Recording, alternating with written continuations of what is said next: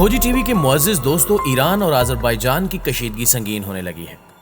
ईरानी tanks ने अपनी position संभाल ली है, जबकि ईरानी तैयारे भी हंगामी परवाजें कर रहे हैं। दूसरी जानिब आज़रबाईजान की आर्मी भी मुकम्मल अलर्ट है और तुर्की ईरान समेत आज़रबाईजान को जंग से दूर रहने की तंबीह कर रहा है।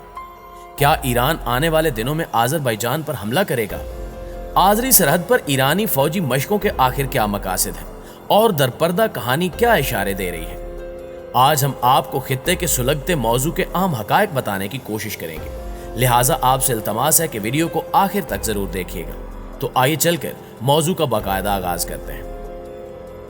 मुअज़्ज़िज़ दोस्तों, जैसा कि हमने आपको गुज़श्ता वीडियो में बताया कि ईरान और इसके पड़ोसी मुल्क आज़रबाईजान के दरमियान पैदा होने वाली कशीदगी ने संगीन रुख इख्तियार करना शुरू कर दिया है, जिसकी कई एक वजूहात हैं।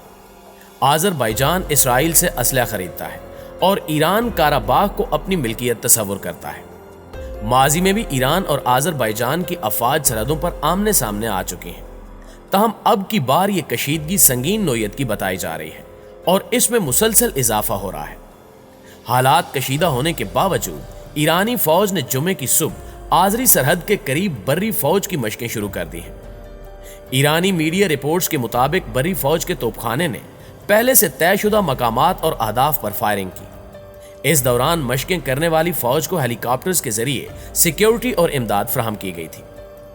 ईरानी पासदारान इनकलाब के मुताबिक ये मशकें ईरानी फौज के बर्री अफवाज के commander brigadier general Kiumars Heidari की निगरानी में की गई। इन मशकों में 216वीं आर्मर्ड ब्रिगेड, 316वीं आर्मर्ड ब्रिगेड, 25वीं ब्रिगेड, 11वीं artillery group, drones, cyber warfare group और 433वीं कॉम्बैट इंजीनियरिंग ग्रुप ने हिस्सा लिया। ईरानी ओहदेदारों की जानिब से आज़री दारुल हुकूमत यानी बाकू को वार्निंग्स और धमकियां देना मामूल की बात बन चुका है। ईरान की तरफ से पड़ोसी मुल्क को कभी धमकियां दी जाती हैं और कभी आज़रबाईजान के इसराइल के साथ ताल्लुकात पर वार्निंग दी जाती है। ताज़ा तरीन खबर के मुताबिक ईरानी बर्री फौज के commander brigadier general Kiumars Hydari ने आज़रबाईजान और इसराइल के बाहमी ताल्लुकात की तरफ इशारा करते हुए गुज़श्ता रोज कहा कि जब से इसराइल इस इलाके में आया है, इस सरहद पर हमारी तवज्जो और हसासियत बढ़ गई है। हमें इस इलाके में इसराइल की सरगर्मियों पर मुकम्मल नजर रखनी है और कोई और मुल्क इसराइल का साथ दे, ये हमें गवारा नहीं। ईरानी फौजी क़यादत ने दुनिया समेत आज़रबाईजान को धमकी आमेज पैगाम देते हुए बावर करवाया कि ईरान की हालिया मशकों का मकसद खित्ते में बर्री फौज की जंगी तैयारी को बढ़ाना और ये ऐलान करना है कि दुश्मन की तरफ से किसी भी खतरे की सूरत में हमारी मुसल्लह अफवाज जवाब देने के लिए मुकम्मल तैयार है। दूसरी जानिब तेहरान और बाकू के दरमियान जारी सरहदी तनाज़ा सोशल मीडिया पर भी देखा जा सकता है। आज़रबाईजान में इसराइली सफीर ने ताज़ा तरीन बहरान पर एक ट्वीट के जरिए तबसरा करते हुए कहा कि ईरान अपने यहाँ मजहबी और नस्ली अकलियतों पर जुल्म करता है, जबकि हम इसराइल, अमरीका और आज़रबाईजान में तनू और रवादारी को फरोग देते हैं। इस पर बाकू में मुतय्यन ईरानी सफीर अब्बास मूसवी ने जवाब दिया कि आपके ख्वाब कभी पूरे नहीं होंगे। ईरान और आज़रबाईजान के ताल्लुकात में तनाव के हवाले से दिफाई माहिरीन की राय है कि दोनों हमसाया ममालिक में एक दूसरे के बारे में शदीद बदएतमादी पाई जाती है। बाकू समझता है कि इसके मुखालिफ मुल्क आर्मीनिया को ईरान से फौजी इमदाद मिल रही है, जबकि तेहरान के हुक्मरानों का ख्याल है कि आज़रबाईजान में इसराइल के जासूसी मराकज़ कायम हैं जो ईरान के खिलाफ काम कर रहे हैं। ईरान और आज़रबाईजान दोनों मुस्लिम ममालिक हैं। दोनों की अक्सरियती आबादी एक ही मसलक से ताल्लुक रखती है, नस्ली रिश्ते भी हैं, सकाफती ममासलत बहुत ज्यादा है। इसके बावजूद इनके कौमी मुफादात हम आहंग नहीं हैं। प्यारे पाकिस्तानियों, ईरान की हालिया मशकों पर आलमी तज्जियाकारों को भी तशवीश है, क्योंकि ये मशकें किसी बड़े तसादुम में भी बदल सकती हैं। खुद ईरानी मीडिया के मुताबिक ईरान इराक जंग के बाद ये सबसे बड़ी फौजी नकलो हरकत है। दिफाई एतबार से देखें तो जब कोई मुल्क हमसाया मुल्क की सरहद के करीब फौजी मशकें करता है तो इसका मतलब ये होता है कि दोनों ममालिक के दरमियान ताल्लुकात अच्छे नहीं हैं। मशकें करने वाला मुल्क दूसरे मुल्क को मुतनब्बे करना चाहता है कि इसे छेड़ा ना जाए। ईरान के अवाम में भी आज़रबाईजान के खिलाफ एक अमूमी फिजा बनी हुई है, जिससे कशीदगी का अंदाजा होता है। बाकू ने भी ईरान की सरहद के साथ फौजी साजो सामान पहुंचा दिया है ताकि अगर हमला हो तो अपना दिफा कर सके। आज़रबाईजान के सदर इल्हाम अलियेव ने ईरान की अस्करी मशकों पर हैरानी का इजहार किया। اس کے جواب میں ایرانی وزیر خارجہ حسین امیر عبداللہ نے کہا کہ اپنی علاقائی حدود میں مشقیں کرنا کسی بھی خود مختار ملک کا حق ہے۔ ایران اپنی قومی سلامتی کے خلاف صہیونی کارروائیوں کو برداشت نہیں کرے گا اور جو کارروائی ضروری ہوئی وہ انجام دے گا۔ ان کا واضح اشارہ ایران کی سرحد کے ساتھ اسرائیلی اہلکاروں کی موجودگی اور کچھ مسلح شدت پسند گروہوں کی طرف تھا۔ باکو کے حکمرانوں کا موقف ہے کہ ان کے ملک کے اسرائیل سے تعلقات کاروباری نوعیت کے ہیں اور ان کی پالیسی اسرائیل کی مدد کرنے کی نہیں ہے۔ تاہم باکو یعنی آذری دارالحکومت کے اسرائیل کے ساتھ اچھے تعلقات ہیں۔ ایران الزام لگاتا ہے کہ یہاں اسرائیل نے اپنا جاسوسی مرکز بنایا ہوا ہے جس کی مدد سے ایران کے اندر کاروائیاں کی جاتی ہیں۔ ایران کئی مرتبہ آذربائیجان اور اسرائیل کے فوجی تعلقات کے خلاف آواز اٹھا چکا ہے کیونکہ وہ انہیں اپنی سلامتی کے لیے خطرہ تصور کرتا ہے۔ ناظرین گرامی، در حقیقت باکو اسرائیل سے فوجی اسلحہ خریدتا ہے۔ ہتھیاروں سے متعلق اعداد و شمار جاری کرنے والے مستند عالمی ادارے سپری کے مطابق اسرائیل نے آذربائیجان کو گزشتہ 13 برسوں میں 85 کروڑ ڈالر کا اسلحہ فروخت۔ ایران کی افواج کے ٹویٹر اکاؤنٹ پر گزشتہ دنوں یہ سخت پیغام نشر کیا گیا کہ ایرانی فوج ملک کی سرحدوں پر جیو سیاسی تبدیلیاں برداشت نہیں کرے گی اور دشمنوں کے مقاصد کی سخت مزاحمت کرے گی۔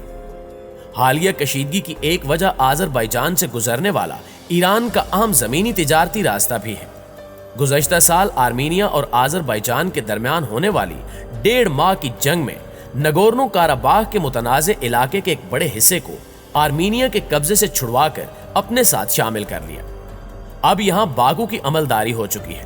ایران اس لڑائی میں خفیہ طور پر آرمینیا کی مدد کرتا رہا ہے کیونکہ وہ مغربی ایشیا کے ممالک اور روس سے زمینی تجارت کے لیے کاراباخ کا راستہ استعمال کرتا تھا اور کوئی راہداری یا کسٹم ٹیکس ادا نہیں کرتا تھا۔